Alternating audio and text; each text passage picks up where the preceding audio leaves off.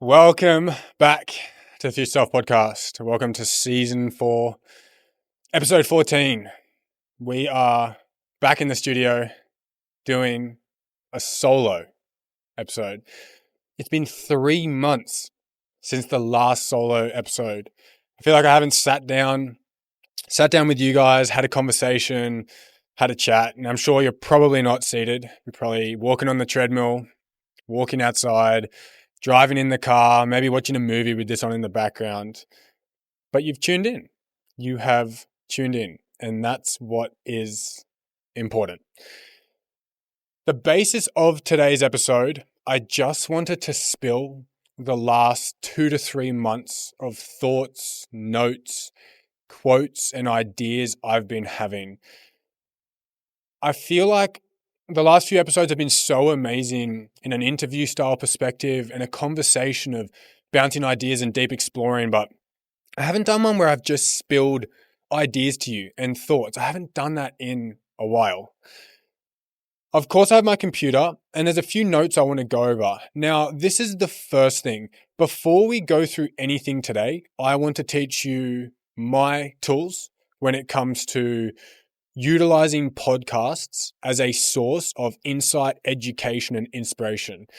When I listen to a podcast, I always have my notes app on my phone open. Anytime I hear a thought, an idea, or a sentence that really resonates with me or inspires me to have thoughts I've never had before, I instantly jot it down. Now, I'll either jot it down word for word, so I can quote it to you guys or a friend or a client, or I'll just jot down an abbreviated version so I can remember it. A lot of the time, people get really overwhelmed reading a book or listening to a podcast because there's so much information. There's so much to take in, absorb, and then sort in your brain. That's not how you utilize that material. More times than not, I'll listen to a podcast and maybe gain 2 or 3 quotes and points. That's it. I'll listen maybe 20 to 60 minutes at a time and I'll gain 1 or 2 things. That's how you go about it. You're not supposed to remember every point. You're not supposed to remember every statement, every quote. I'm sure you don't even remember what episode this is. It's episode 14, and I said it only 2 or 3 minutes ago. So when you listen to material, have the notes app open. Take this information down. Allow yourself to absorb it, then reflect back to it, go back to it, utilize it in the future. If we're always trying to remember and store everything in our brain, that's where things get really, really messy. Now, point 1 I really want to dive into, and it is just a push of the branding. And when I mean a push of the branding, I'm talking about the mission of the branding, what Future Self stands for. Showing up for your future self is about creating a way to your week that in the long term excels you forwards, not puts you behind. Future self is not about stressing always of the future or the days coming. It is about creating less stress for that version of you. It's the idea of doing what you maybe don't want to now because you know you're not going to want to do it later.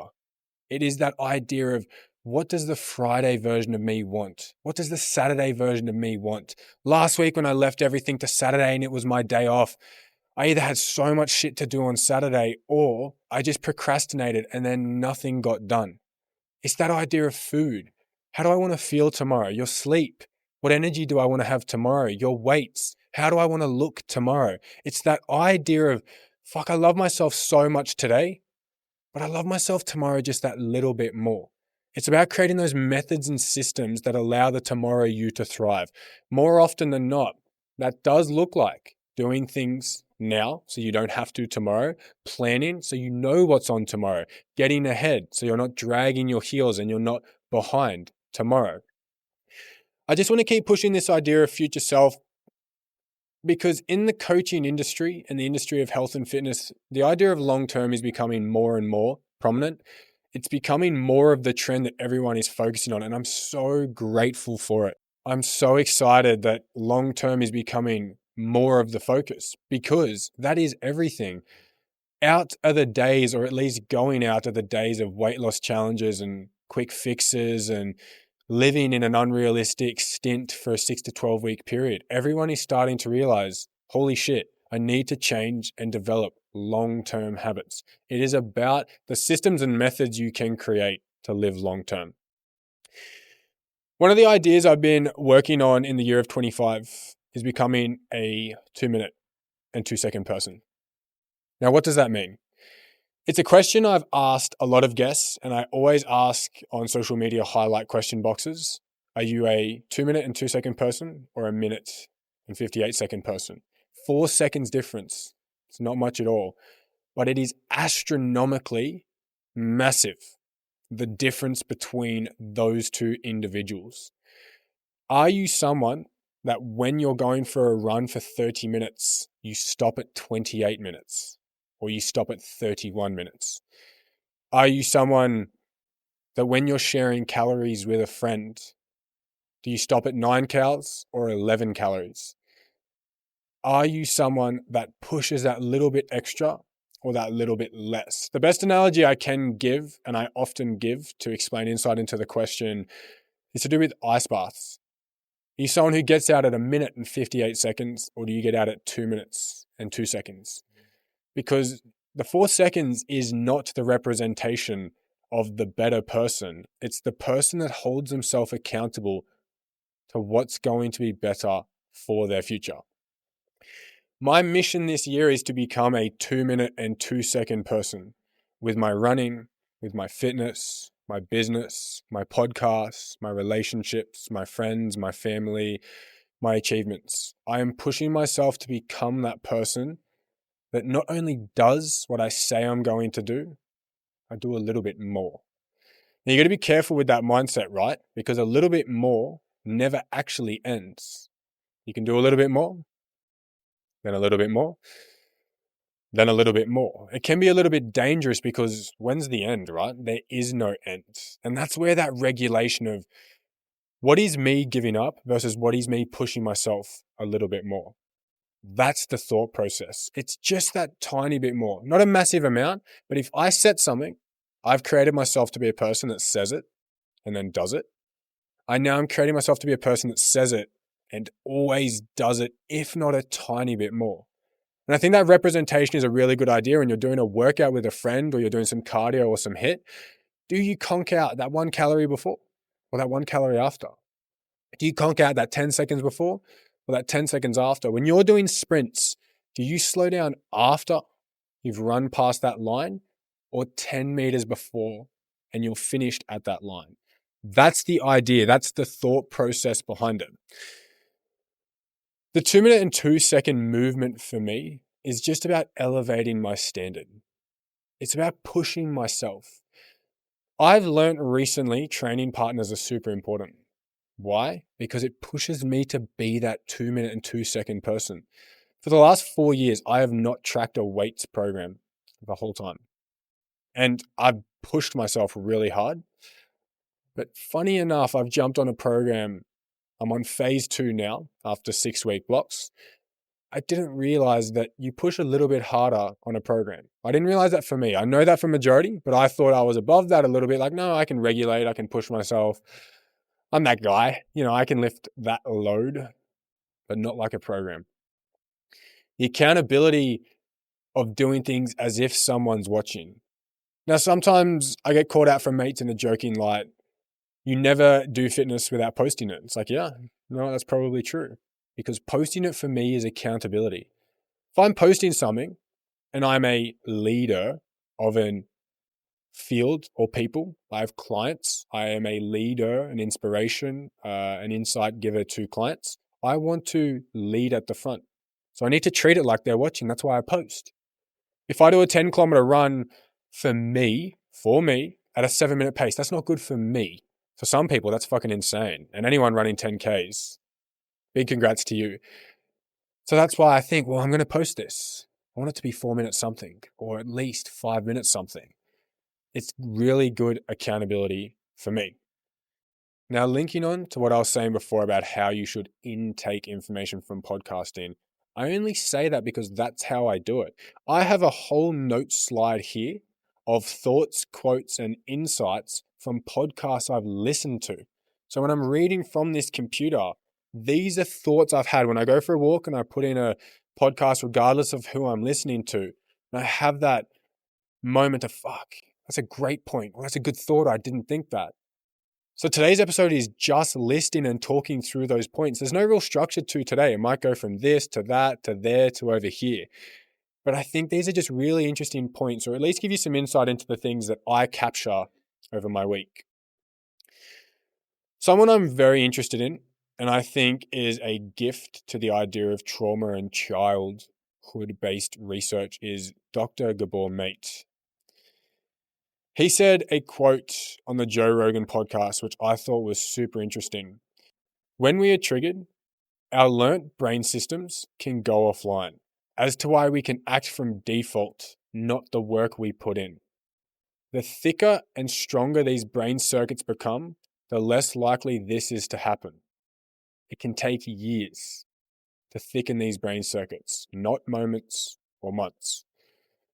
So what I took away from this was super interesting, and it's one of those really nice ideas that when you're learning something or trying to become a better person, other individuals and even yourself can put this pressure on you that that's who you are now. You need to act from that point. When I first stopped drinking, I would still have an occasional drink and I'd still party here and there, but I felt this pressure from everyone. Well, you're learning about this, you're preaching this, you can't do that. In my head, I'm like, well, that's really interesting. I'm learning about this, but why do I still result back to default? You got to think about it for a second. It's default. It's what is already there. You're trying to learn a new pathway. Anyone who's ever moved schools, cities, countries, or locations, you don't know the area at all until you travel around it, navigate your way through it. And you do it again and you realize, okay, I know this area a little bit, but I still got lost. Then you do it again. Oh, okay, I know the classrooms are over there. I've been there and back many times. And you do it enough times, you don't even think about it. You don't think where to go. You don't think of how to get there. If anything, you think of the fastest route to get there because you know it. Brain circuits and pathways are similar when it comes to learning new things. The more you do it, rehearse it, practice it, grow it, the stronger it becomes, the more accessible it is. If you're someone who operates from anger and you normally snap, or you operate from emotions and you normally really emotionally outlet on people, you practicing calm, breathing, and navigating through logic and not emotions will take time. You'll do it the first time and then you'll result back to your default. You'll do it again and it might last a little bit longer, then you'll go back to your default. Then you'll do it again, not go back to your default and be able to do it again, then go back. And it's this back and forward until eventually you don't end up coming back anymore. You only move forwards because it's a skill learnt and it's a new navigated pathway you can access. That pressure of learning something new, you cannot put on yourself to stick to it 100% from the get-go. If you learn not to snap and outlet through your emotions, you're probably going to do it a few more times until it becomes something you just don't go back to.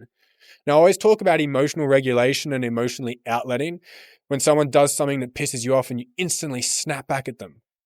Everyone's done that. Everyone's been there. I used to be that person until I would slow down my reaction and think about it. I'd still do it a little bit. And then eventually I get to this point that when someone does something, I won't act straight away because more times than not, when I act straight away, that feels from emotions. I'll sit back, I'll reflect on it, I'll honor how I feel and what I would have done in that point, but I'll also think about it and think of what's going to be the best pathway more often than not for my future self. That is a skill of practice. It's taken a long time to develop my brain pathways to go from this instant reaction to this slow. It wasn't easy, but it 100% can happen with practice, consistency, and progressive overload in the sense of challenging it more and more. You might be able to do it in small situations and then bigger situations and then absolutely massive situations. I think it's really special what he said. Because of that pressure we feel that we're trying to learn something, but why do I keep going back to my old ways? And you normally see this with weight loss or food, binging, with vices of drinking and drugs, with relationships. in toxic people and friendships, we find that we're learning something, but it's not yet comfortable or it's not yet normal. It's like, but we know it. You know it, but the pathways and the circuits aren't strong enough to allow you to navigate through those. It's almost like there's construction happening in this pathway you know you should be accessing, but this road's already built. So, like water, we take the easiest route. You just walk down that road. The construction happens more and more, and then this gets stronger, and eventually this side is stronger and a better pathway than this one. You start walking the left side, and then the right side crumbles. And eventually what was there as a default can actually just break up. You lose that pathway. It's gone. It's something you don't access and navigate through anymore. So if you're learning something new, please don't be too hard on yourself if you're not being perfect about that system, regardless of whatever it is. If it's routine, reaction, navigation, understanding, tool accessing, fucking anything, don't be too hard on yourself that you're not navigating through that straight away, but you can't let it go. You have to keep pushing through the new navigation to build that brain circuit.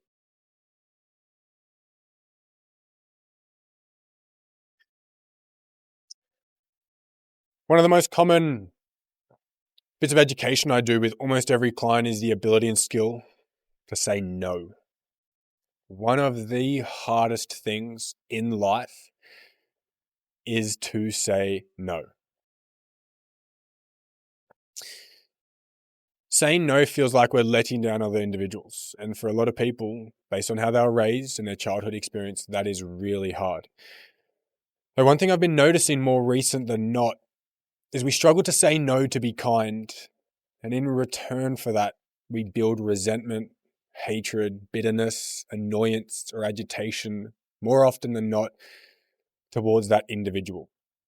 The friendship that we once cherished because we don't say no to be a nice friend, in quotations, to be that good friend, to not let them down, you slowly start to resent that friendship because you always feel the pressure, the expectation. You're always pushed to doing things you don't want to do at the fault of your own hand because you didn't learn to say no. Now that's tricky, right? Because it's almost a little bit contradicting. We don't say no because we don't want to let them down. But then by not saying no, it annoys us because we're forced into doing what we don't want to do. So then we end up bitching about this person or this situation we were forced into doing from our own hand, from our inability to say no. And if you really think about it, how is that being a good friend and how is that a useful pathway to walk down?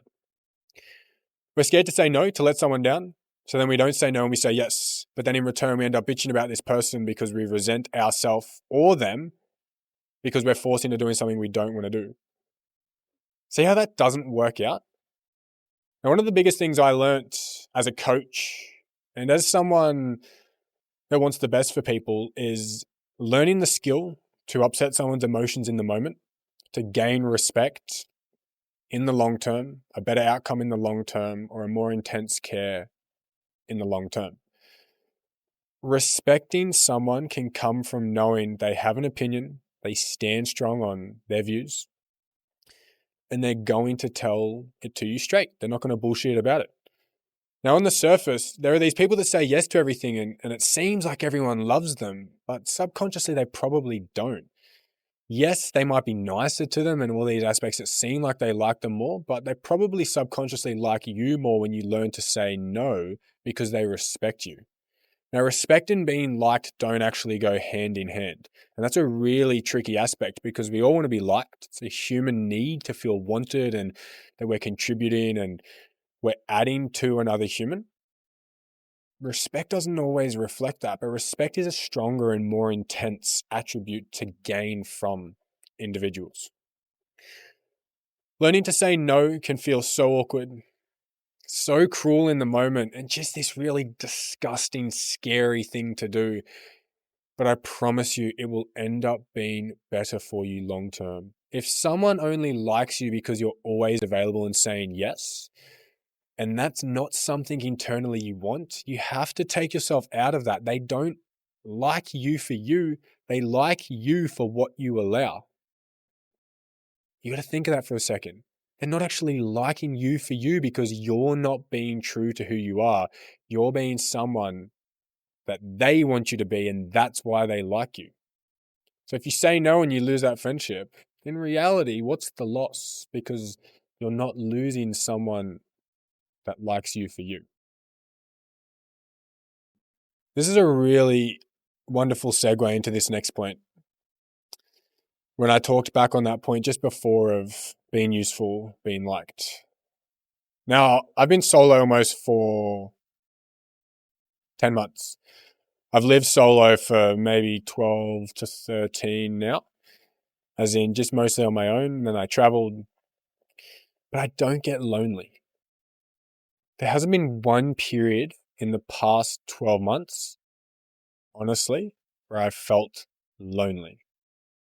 But what I've noticed more recently than not, I struggle when I don't feel useful, helpful, or impactful. Over the past few weeks, it's actually been different here in Bali than it was the first time. I've set my weeks up a lot more streamlined, a lot more routine, a lot more regimented, so things run better and I have more time. I have more time to myself now than I ever have before. Before running the business and it got really serious. I'm not talking about childhood or growing up. In recent adult life, I have more time for myself now than I have before. And with that, it's brought a new experience of more troubles. Now, how weird is that? I'm not as busy as I used to be because I'm not on the gym floor anymore. I'm not working 80 or 90-hour weeks. I'm not spread thin. But I feel like I have more troubles and problems now than I did back then. And I was really stuck on it the last few weeks. Why did this person's action impact me more? Why did this post on social media get to me? Why did this conversation with a friend highlight something that I probably wouldn't have picked up on before? And there's 2 points I realized. The first thing, I'm a lot more educated. I'm a lot more insightful. So things that I used to not be aware of would go over my head. I now analyze a little bit more because I know a little bit more. But the second thing is I have more time to think, reflect, and feel. And that for me, that's been scary as fuck. Being busy is great, but eventually you drink too much of that tonic and it will be the downfall that poisons you. Though not being busy or spread thin, having more time to think can also be scary too. If you use it in a way where you're not laying in bed rotting, scrolling social media and avoiding. Recently, I've been really feeling my feelings, thinking my thoughts and reflecting on reflections. And I was like, well, why am I feeling like I have more problems? Why does life feel like there's more issues now than almost ever before? It's like, wow, I'm feeling and thinking more than I ever have before. And I started feeling a little bit pessimistic and a little bit enclosed, as if, holy shit, are things crumpling down, or why am I getting this enclosing feeling again? Am I slipping back into the depression I had a few years ago? What's going on? Till I altered the way I viewed it. I changed my perception, my perspective.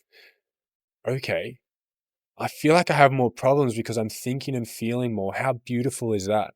I care more. I'm someone who feels. I'm someone who reflects. I'm impacted by thoughts, feelings, and situations. So rather than looking at it as friction, I'm looking at it as insight to grow, to understand myself better. Yes, it's nice to not have problems in conversations because you're so busy you don't really care about it. But it's also nice to have problems felt in conversations because you care so much. I can learn more about what gets to me, why it gets to me. I felt recently a few aspects of betrayal, which I'm not really going to get into, but just the overarching aspect of betrayal or going behind your back or something along those lines. And that really got to me. I was thinking in my head, I'm 4 years into self-development. Why would one person betraying me or going behind my back impact me? Like, why does that get to me? And I thought, well, I don't get lonely, but I'm impacted by humans because I like to feel useful, helpful, and impactful. And being betrayed means that someone doesn't see that value I have, and that's what got to me. And it was a hard past 2 weeks, but it taught me so much. It's taught me so much, and it's been really nice. And I think there's a point I have in here. Yeah, I wrote it down the other day from a podcast I was listening to. The more people I have met, influencers and successful individuals, the more I have learnt they have highs in one area and lows in the other. Yet we often only fixate on the highs that they have. I've made this example before. Mike Tyson was relentless in boxing. People idolized that.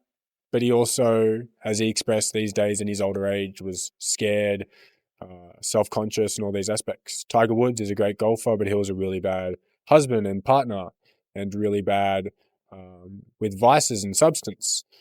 So we look at these people, I really want that. And I said it in the last episode. If you're going to compare, you have to compare to the whole picture. The more I've met these influencers and people in Bali that seem like they've got it all together, man, the more I've learned that they don't. Or that they have problems just like you and me. Just like you and me. Why? Well, they're a human. Of course they're going to. But while they may have money in one area, they might have struggles in this area. While they have following and people who want them, they might be really insecure. And they're operating out of validation. And it's been a really nice realization for me to have, because more often than not, we idolize or pedestal these individuals and they've just got a high in one area, but they lack in another. They really, really lack in other areas. And like we all do, we have highs in some and we lack in others. You might look at me and think, wow, he lives in Bali, he online coaches, he's living his dream. That's my high. Fucking oath. It's really special. But the lows might be, well, I'm young and I feel like I have all these mental aspects I struggle with that I notice a lot of other people don't. I feel like I really want to learn more, but the more I learn, the harder life can be to live in certain ways. The more I learn and educate myself, the harder it is to just appreciate someone for who they are, because I'm analyzing and breaking down, and what maybe used to just be a conversation I now see as bitching or projection or outletting or insecurity, and there's struggles with that. And a little bit cliche, but Elon Musk said that he lives with a storm in his head. So we look at him with a $400-something billion evaluation. Wow, I really want that. And he says no one would want to live in his brain. It's like, well, I don't know what it's like to have a storm in your head, so maybe we wouldn't. And that's why I think it's a really beautiful thing. I don't think there's an issue in comparing. I think comparison is a great way to level up and also appreciate what you do well and maybe what you struggle with. But if you're going to compare to the whole picture, not just the high. Because if you compare to the high of multiple people, great at sport, good money, big social following, super good looking, beautiful partner, super great lifestyle, it's like you're going to always feel small, worthless, or secondary. And it's probably not the case. Yes, a great lifestyle, maybe a really bad connection with family. Yes, a beautiful looking partner, maybe super vicious and super toxic. So it is that thing of being able to see the full scope and range is really, really important. This is an amazing thought and slightly talked about amongst podcasters at the moment. The best version of you is grown in the flames of your hardest times. To be a better human, you have to go through hard times. The harder the times, the better the human. Reflecting back on my life, I very rarely look at the moments of ease and success and achievement as moments that define me or alter me or have progressed me as a person.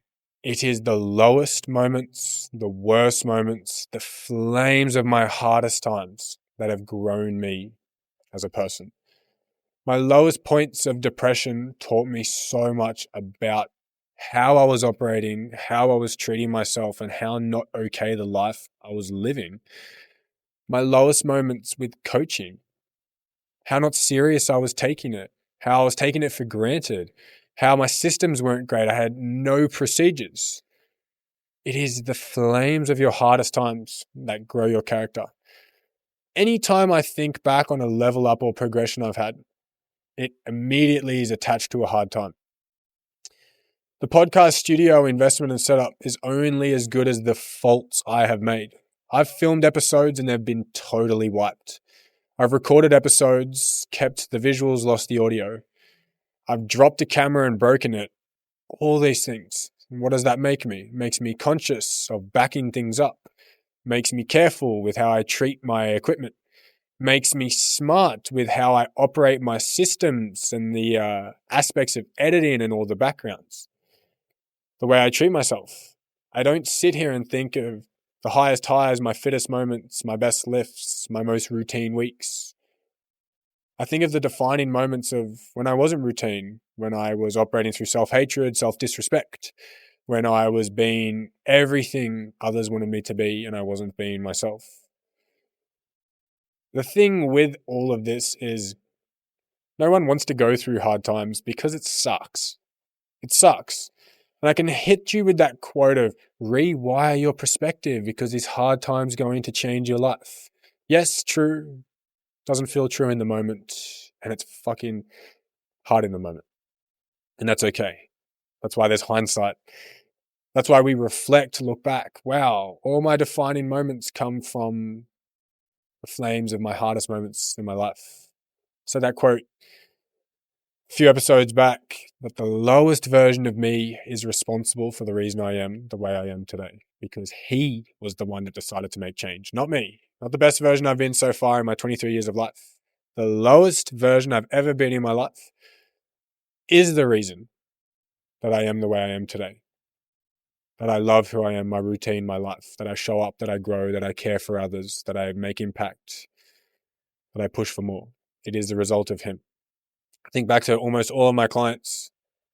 Why do they reach out? Because they're at their lowest moment, in a struggle moment. Some of the most amazing change I've ever seen in humans come from their worst period of time. And it's hard to cherish that version of you because you might be in that version right now. But I think it's really beautiful that the hard time you're going through right now could propel your life more than anything. More than anything. This is a really amazing quote that I was reflecting on and I wrote last night. What if after every failure, this was the moment that changed it all? You finish this podcast episode, turn off your phone, and go and do exactly what you need to do. You put the fear of others aside, the comments from your mates behind you, and the worries of what if in the past. Because what if it does happen this time? If this is the moment you break through the barrier that has always held you back, if you elevate your standard into an area it's never been before. We focus so much on what if it doesn't, but for the first time in your life, what if it does? Imagine your life in 12 months' time. Imagine what if it does. What if the dream you have starts today with the first step being taken right now? I think it makes me so proud that you've tuned into this episode, because you don't tune into a podcast to not level yourself up, or at least the Future Self podcast. You're not a subscriber. If you're not subscribed, subscribe. If you're a subscriber, you listen fortnightly to the long episodes and the second fortnight to the short clips, or weekly to the short clips, because you want to elevate and progress yourself. You're giving yourself a fighting chance. You're exposing yourself to material. So maybe that quote right there is the quote that you get your phone out, you open your notes app, and you write it down. What if? Not what if it doesn't. What if it does? What if it does? What if this is the time? You finish this episode, you close your phone, and you just go after it. You just go and do it. You don't procrastinate. You don't push back. You don't, I'll do it tomorrow. You don't, I'll do it Monday. What if this is the moment right now? It does.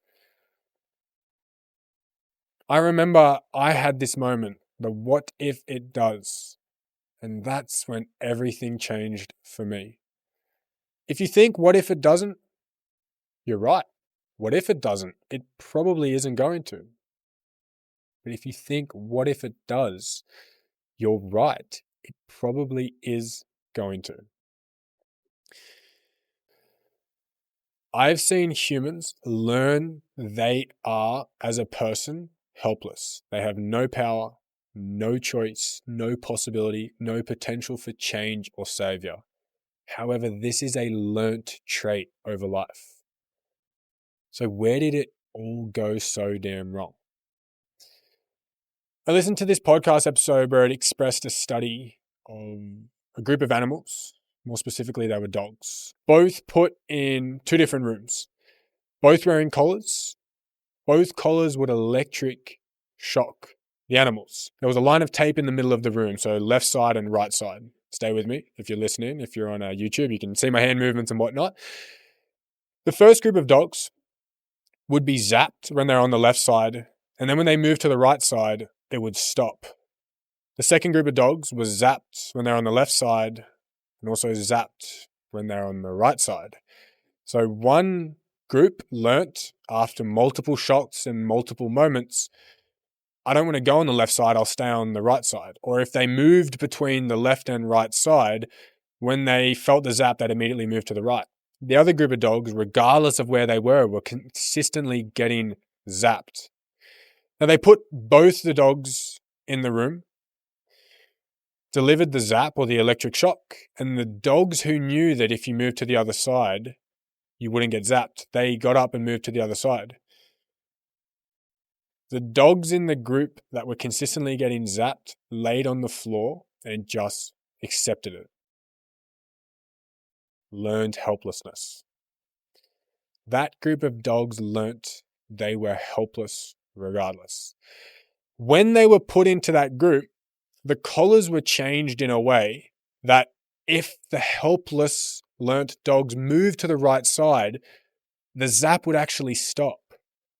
But because they had learnt from that original room, regardless of where they went, they were going to get delivered an electric shock. They just laid down mostly on the left side and accepted it. Yet the other dogs were moving. All they had to do was try something new. Try it, change it, get up, move to the other side. But because they had learned they are helpless regardless, they stayed exactly where they were. So while one group of dogs was getting out of the way on the right side, stopped being zapped, the learned helpless dogs were just laying there knowing they were essentially helpless, which they weren't. And I thought that was so mind-blowing relating it to humans. Depending on your childhood, if you're growing up and you learned that and you're exposed to really negative, unfortunate things and periods of struggle and friction, you can carry that with you through your whole life. You can be put in this moment just like the dogs that no matter what you did, you're stuck. That is who you are helpless. And that is why we see older individuals carrying traits and aspects about their life and their person, themselves, that are just not okay and super toxic, but that's all they know. And unfortunately, they learnt helplessness over their life. They're helpless. They can't help themselves. There's no change. There's no difference. There's no opportunity. There's no room for growth. That is just who they are. They have learnt that's just how things are. There's nothing that can change. And it can't be more wrong. They learnt that, unfortunately, at the hand of the cards they were dealt through the life they've been exposed to, but it's not forever. This is why I am so intensely linked and advocating you always have a choice, and there is so much power in choice. I used to romanticize suicide, and I've spoken about this before. And now reflecting back on it, I just want to little brother that version of me so much, because I just think, why did you feel so helpless and stuck? Because I don't feel like that now. And that's what's so dangerous about learnt helplessness and being caught in an exposure where you don't think things can change, because things can always change. Always change. But learning that study and then reflecting on it, depression and struggle and anxiety, it makes sense why people stay where they are. Although I dislike it and I wish they didn't think and feel that way, it makes sense. Why? Because they've learnt helplessness. They feel like it can't change. And that's why coaches are so important, and good friends, and educating yourself and learning. Like, I am no more special than you. I was a kid that partied, disrespected myself, did drugs, bashed myself in the gym, all these negative aspects, didn't sleep, pulled all-nighters, would wake up 4 a.m. after a 2-hour sleep, go to work, all these things. That was me. I'd bed rot and just scroll. I would do things that wasn't good for me. I've been in your position before. It's not learned helplessness though, because anything can change. There is power in choice. You listen to one podcast, it could change your life. You read one book, your whole world expands. You meet a new friend, you think a new idea, you do something different. Einstein's cliche statement of insanity is do the same thing and expect a different outcome. It is ludicrous to think doing the same thing will change what's going to happen. If you're not happy where you are, you need to change it. And you can change it because there is power in choice, and choice is always available. Not the choices we want or ideally would like to make, but choice is always available. And that study to me represented just so many people I know, almost all my clients, they felt helpless until they did that one thing. They made that one decision, I'm going to reach out. I need help. I'm going to bite the bullet and go for it. And their life has changed forever. What they thought was forever, one choice, one action, one little thing of difference changed everything. And that's why coaching for me is so important. Oh, fuck, man. It gave me goosebumps. I can hear it in the tone of my voice how much this topic means to me, because there's always choice, and choice can change your life. And I think hopefully exposing you to this learned helplessness idea that you're not helpless. You can always help yourself. And sometimes by helping yourself, it is asking for help on the outside.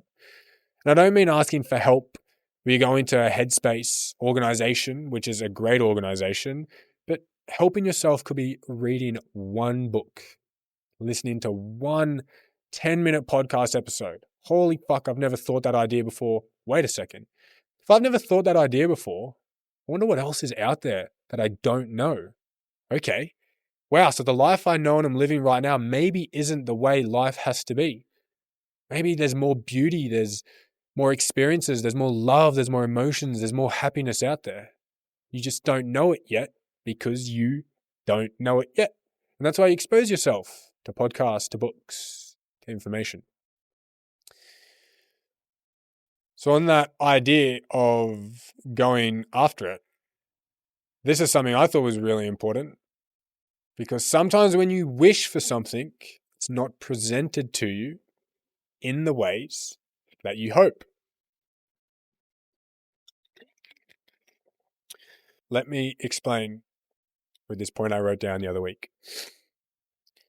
The most beautiful idea we have heard, but often forget, is wishing for something, but not realizing that wish is often granted different to how we hope. You wish for resilience, so you were given hard tests.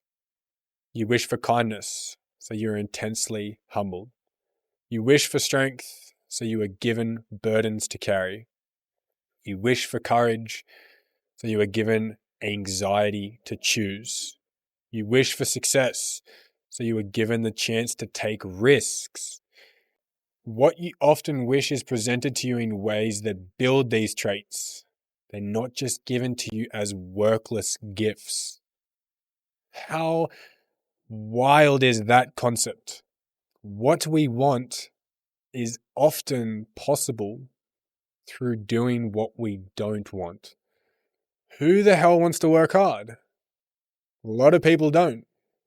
But by working hard, it builds resilience. Who wants to be more courageous? Probably a lot of people. But do we want to take more risks? That's the idea.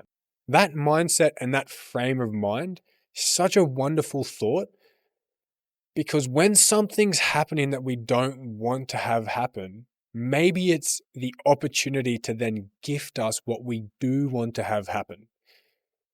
I'm not feeling very connected to my friends. I'm not very happy in these moments. Wait a second. My friends aren't inviting me places. They're talking about me behind my back. I'm not feeling the support and warmth of my friends. You were just wishing for new friends. You've now been given the opportunity. Go look for new friends because your current friends are doing these things. I want to look better and feel better. Okay, well, you don't just get that. You have to work for that.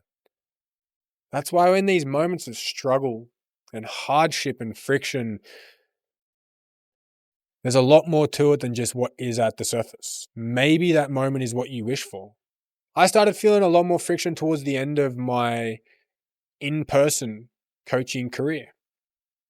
With where I was working, there was a lot more frictions and things popping up. Maybe that was the result of my subconscious actions I wasn't sure about. Or maybe it was my wish being granted through the opportunity of showing me, well, you wished to travel the world and be an online coach and impact thousands of lives. Here's a little bit of friction to encourage you to take the risk and go for it. So remember, what you wish for more often than not isn't going to be gifted to you through a workless pursuit or gifted to you in the way you want. Sometimes you're going to have to do, and probably always, you're going to have to do what you don't want to do to gain that attribute. Everyone always says to me, it's so crazy how much you back yourself. It's like, yeah, appreciate that. It wasn't gifted to me. That came from pushing past a lot of people that doubted what I was doing or how I wanted to do it, or push past a lot of friction of people telling me otherwise. So now I've got the attribute I always dreamed of, but it came through the work of a way I probably wouldn't have dreamed for it to come about. I think I'm going to finish this episode up. I don't want this episode to go for too long. Covered a lot of topics, and I really liked this style. I miss the solo episodes. I love the guests. I love conversation, but I love these sit downs with you, more personal and just talk. Just share ideas. I really like this style of episode where it's an accumulation of my thoughts, quotes, and comments, because I expose myself to so many podcasts and books and newsletters and articles that I don't want to gatekeep this information. It's a little bit different to past episodes because in the past I've latched onto one topic, dove into just that one topic. And I might continue to do that in the future. But I think every now and then, amongst some solo Q&A episodes, I'm going to do a solo thought dump episode. If you tuned in on Spotify, please leave a 5-star rating. If you tuned in on YouTube, please subscribe, like the episode, share it with someone or share it to your story so I know that what I'm putting out is giving value. And the more you share, the more people interact and the community continues to grow. I'm going to leave you with one more quote that I wrote down, and that will be the episode done. Self-respect is the reason you will wake up and do what you need to do. Motivation isn't actually the reason you will do what you need to do, but will be the experience of how enjoyable doing what you need to do is. Change the perspective that motivation is your reason for action, and rather just the representation of how enjoyable the needed to be done action will be during at that time. Self-respect is your why. Motivation is your gauge for the enjoyment at that time. Remember, motivation only represents how easy and enjoyable it is. It doesn't represent if you will or won't do it. I appreciate you tuning in. I love you guys so much.